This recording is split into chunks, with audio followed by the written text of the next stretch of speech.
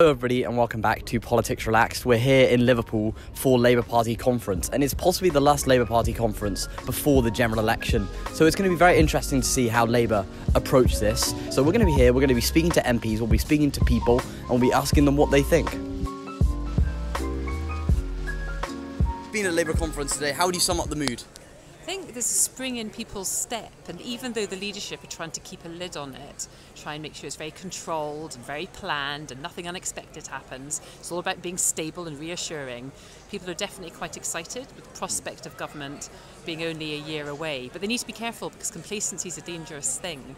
And while it's absolutely the case that the voters more generally have fallen out of love with the Conservatives and don't want to vote for them, I think Labour still has quite a lot of work to do to persuade them to make a positive vote for them. We are told by Keir Starmer and by the team around him that this conference is about answering the question that voters are asking, if not them, the Conservative Party, why us, Labour? So we're going to be looking at the next few days to see whether they can answer that question, because I think it's crucial to not just winning an election, but having a decent majority and even a second term and being able to have something to be able to actually have the time to do what they're going to have to if they win, but against this economic backdrop. So a lot of people are saying they're voting for the Labour Party simply because the Conservatives have done a poor job. What is Keir Starmer putting forward for the future for this country?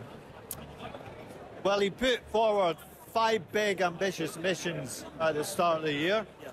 They are to grow the economy and make sure the benefits of that are felt in every part of the country, to renew the NHS and get it back on its feet, to have opportunity for everyone regardless of their background, to have safer streets and community, and for the UK to be a global leader in the green transition.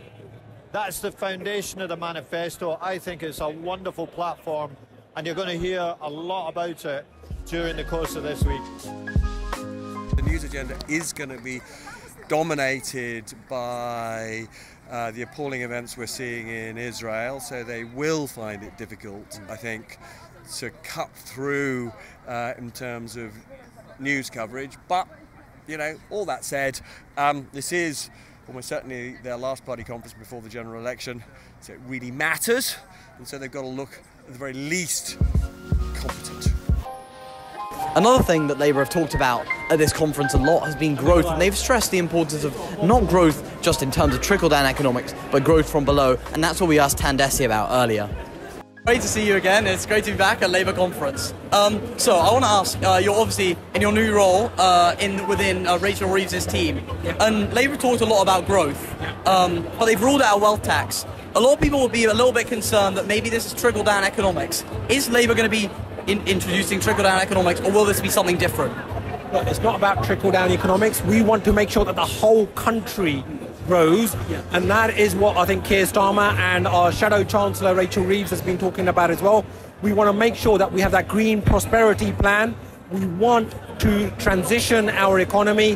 What we've also said is that we want that building blocks in terms of jobs. So our language has been around making sure that we are tackling the climate crisis, but we're also tackling the cost of living crisis as well.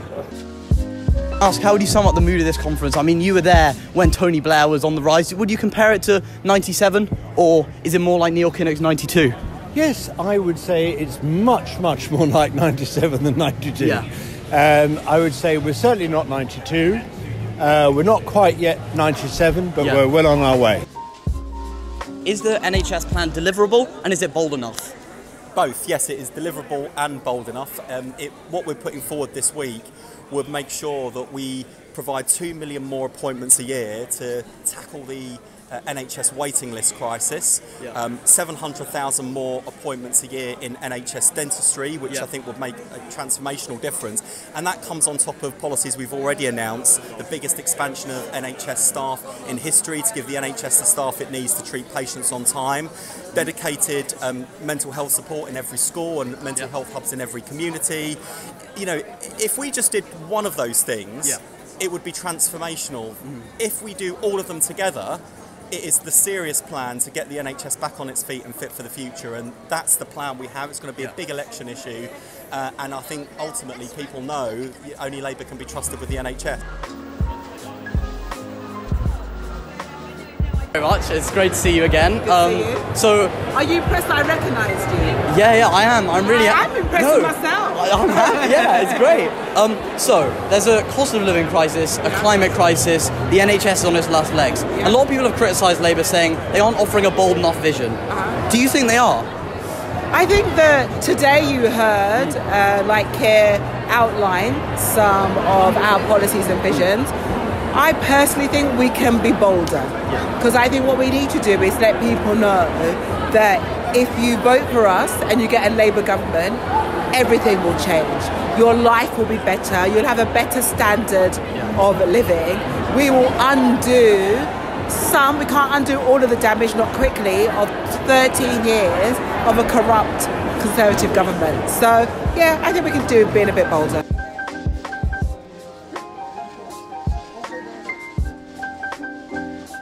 Their £28 billion pledge when it came to the environment for the next few years. How did you feel about that? And do you think Labour are going far enough when it comes to climate change? So, first off, they didn't drop it, the 28 billion. Yeah. I know that the media reported it as rowing back.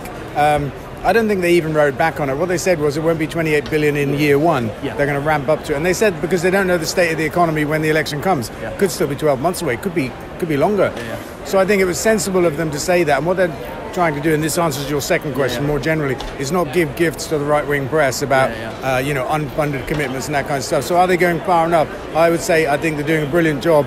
I think we'll learn more this week about Labour's actual vision for the election and the manifesto. And up until now, I think they've not needed to do much because the Tory government is like tearing itself apart and the country with it, right? We were just talking to you there about your new initiative. You've said you've stopped funding Just Stop Oil and said you're telling people to vote. I wonder if you could tell us a little bit more about this and what does it mean for the next election? Yeah, so it was announced last Friday. I'm not going to fund Just Stop Oil anymore. I mean, they're my friends. I love what they do. I believe in them and everything. But it's clear that no amount of protest will change the direction of this government. In fact, I think they've doubled down the wrong way. They're now talking about hundreds of new licenses and stuff like that.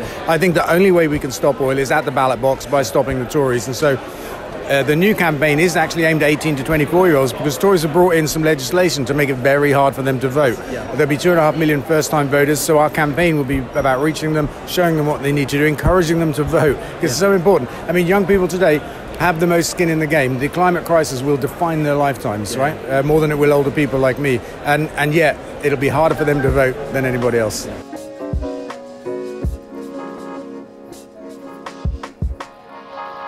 Keir, have you got a quick message for young people? Yeah, hope for the future, reassurance and hope for young people. Think about T-levels and about, because obviously now they merged T-levels and A-levels last week. Where do Labour now stand on all of that? I don't think what they set out is deliverable. I think in the time that, in the time that we have, but also in terms of the number of teachers, what's required to deliver it. I'm not convinced it's the right approach. Okay. Sphere and how it can be really dangerous for young people. Exactly. What are Labour going to do to protect young people if they get in at the next general election? Well, the thing about the way the online sphere works is that everything's changing so very fast. Yes. This Tory government put off the online safety bill for years, by which time a lot of it had already been outdated. So we're going to need to look really, really hard about how we protect young people. We're going to need to talk to young people. We're going to need to listen to young people and also understand, because the way I use the internet is going to be very different to the way you use the internet. And we've got some great junior ministers, shadow ministers, ministers in waiting who'll be consulting you and talking to you about that. And I think the online safety bill will almost certainly be ready for updating by the time we get in there. But I don't want to make you promises that I can't keep, because I think that's not right. And I'll be listening to your generation for how you think we should change.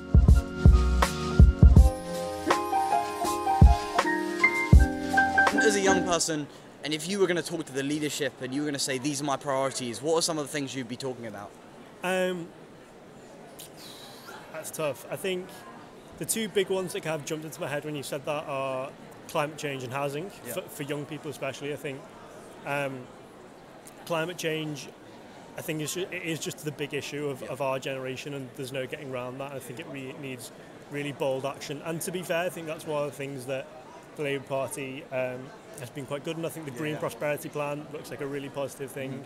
And also climate change policy affects everything.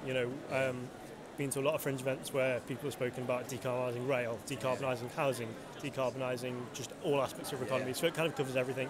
and then housing, especially for young people. I think we're just at a place where there just doesn't seem to be a prospect for young people ever owning their own homes, and that seems so wrong. I think that's something that needs like really radical reform to fix, because I think it is going to be one of the biggest problems in the kind of next 5 to 10 years. I think absolutely number one is housing, because I think if you get a grip of the housing crisis, then you will solve a lot of other crises. The second one is definitely education, because the education system we have, though it's evolved, is still rooted in the 19th century and is totally out of date. And the third one is definitely harnessing the technology revolution, because that is the only way that we're going to get sustained economic growth, and without economic growth you can't do anything at all.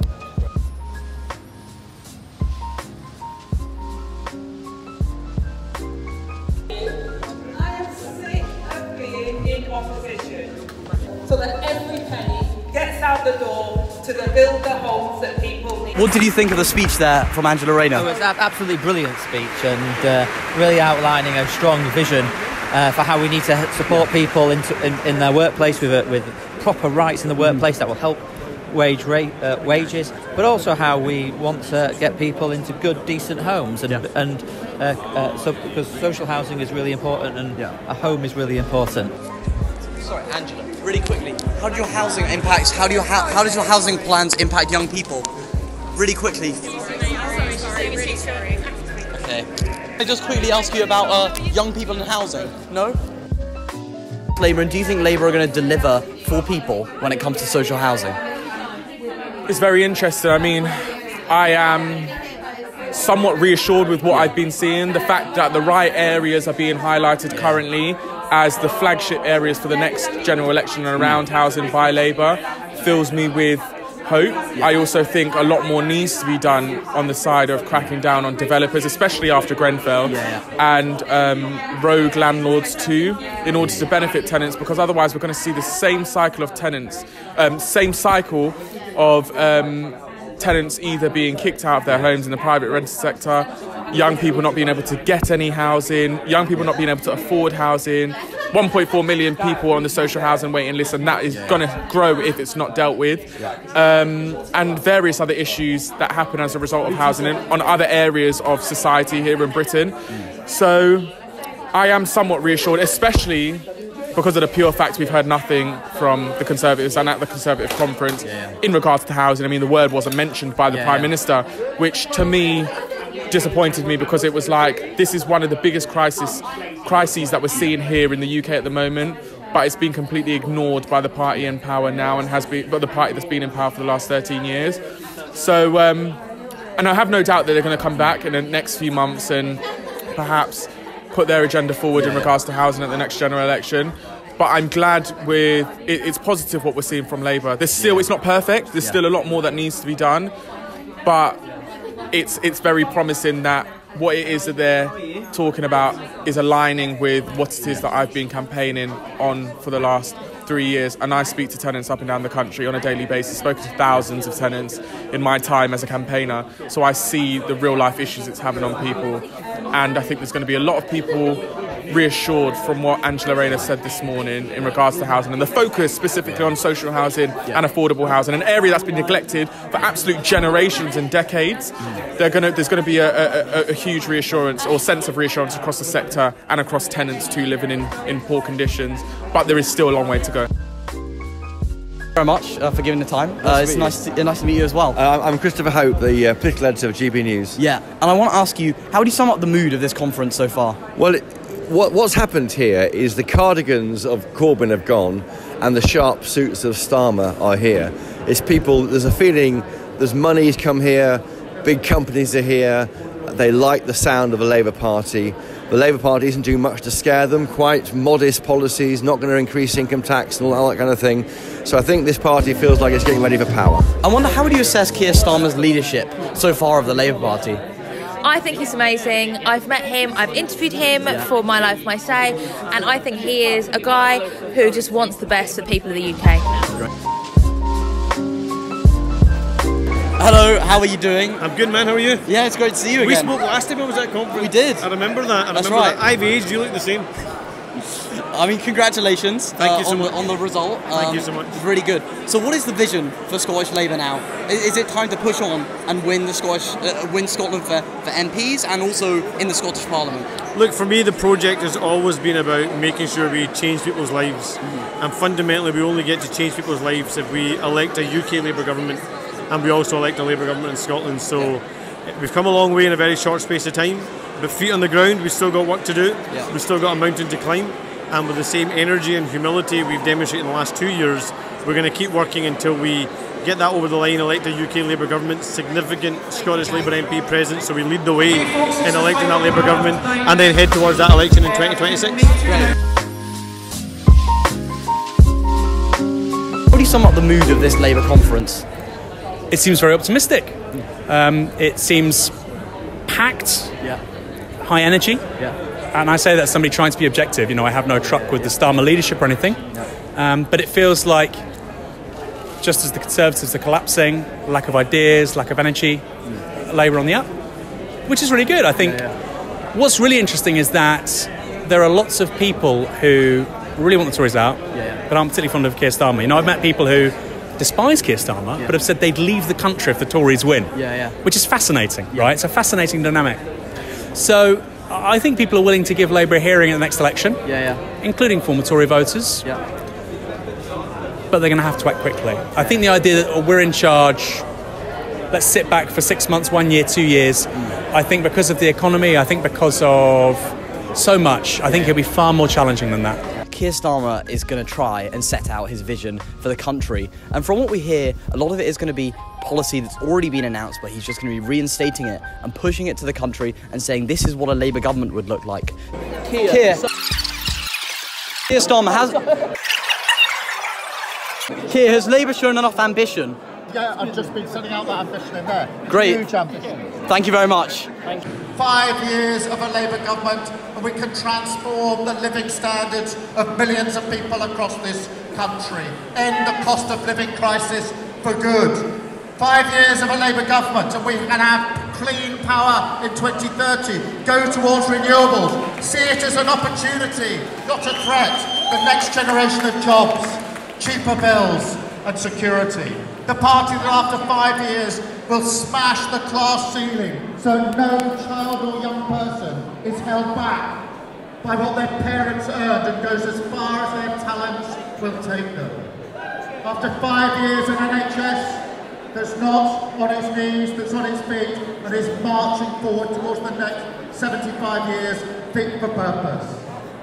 And a mission to make sure that every Londoner and everyone across this country is safe and secure by attempting something no government has ever done before, which is halving violence against women and girls.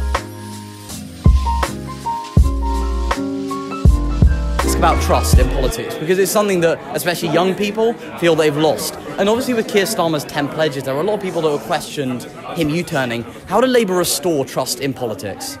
We've got a key mission in terms of restoring trust in politics. I think the last 3.5 years under this government, people don't trust politics. People don't want to vote. And I think that will only happen if we make sure every single person's vote is valid, and that means enfranchising young people, 16 and 17-year-olds. It's worked in Scotland. We need to make it work across the UK. No, I just want to ask about HS2. So Rishi Sunak has cancelled it. Is there any chance you can just talk about Labour's trains, their plan for trains? I'm just running to get to this meeting. I'll come back and see you. Okay, all right, thank you very much. Sunak, he scrapped HS2 last week at the Conservative conference. What do you think about that, and what do the RMT think about that? Well, we think it's incompetent, we think it's daft, and we think we need a plan for transport, a coherent integrated transport policy, and high-speed lines have got to be part of that. So they should be embarrassed and ashamed about what they've done, wasted billions and billions of pounds of the taxpayers' money, and they haven't even got the job done, even in part. So we don't believe what they're saying about these replacement budget expenditures on other transport issues. We think that's all a fantasy as well. So it's a disaster for the country and a disaster for the railway, and it should be reversed. That's how I feel. How do you sum up the mood of the conference so far? Look, it's a happy place. It's a happy place because they feel that they are as close as they've been basically since 2009-10 to actually being in office again. So it's great for them. From a journalistic point of view, it's pretty bad because there's not going to be much news in lots of ways, Often these conferences work when there are splits and there's acrimony and there's backbiting. I don't think there's going to be much of that this week. Never underestimate, of course, the Labour Party's capability and ability to have a fight with itself. So it's possible it could still happen. But look, they're pretty happy. Why have you come out to Labour conference today? Well, we come to the Labour conference this year because we got this Brexit elephant in the room. Obviously, we want the Tories out, but we don't want to hear we're not doing this, we're not doing that from Keir Starmer. I mean, ideally, Keir Starmer could say, I'm going to do the best for the United Kingdom, whatever it takes. That's what we want to hear. We want to hear what he's going to do, not what he's not going to do. Yeah, great. But we come to the Labour conference every year, show our support for the remaining, or rejoining, as I should say, the European Union. One day we will. I think it will come in steps, but that day will come. We've already rejoined Horizon. Small step for the United Kingdom, big step for us to rejoin the European Union. So you were just talking there about how important international development is. Is that going to be front and centre of a Labour government? It's going to be absolutely central to how we reconnect Britain to the world. David Lammy is clear that we've got to start playing our part again in solving the world's challenges. So many of the world's challenges are affecting the lives of people in Britain. Last time we were in government, we showed leadership in every part of the globe, and we're going to come back and do it again if we're fortunate enough to win the permission of the British people to do it. Andrew Pearce, Daily Mail. I've been coming to Labour Party conference since 1989. Mrs Thatcher was in her pomp. Neil Kinnock was Labour leader. And if you'd asked me 2 years ago how I thought this conference would be, the year before the next election, I'd say Keir Starmer, Neil Kinnock. He'll do well, but won't do well enough. But it feels completely different, the mood here. People think now that Keir Starmer is going to be the next Prime Minister. I think they're probably right. Never be too certain, never be too complacent. But I've noticed already, every shadow minister I've met, they still speak to me, say, if we're lucky enough, if we're privileged enough to win the next election. So they've been programmed to say that. So nobody must think that they're taking it for granted. Downside for them so far, the terrible things that are happening in Israel and Hamas are distracting the broadcasters, but Labour are on the right side of the argument here. Hamas are terrorists. So it's an upbeat mood and a lot more upbeat than it was at the Conservative conference last week. I'm sure.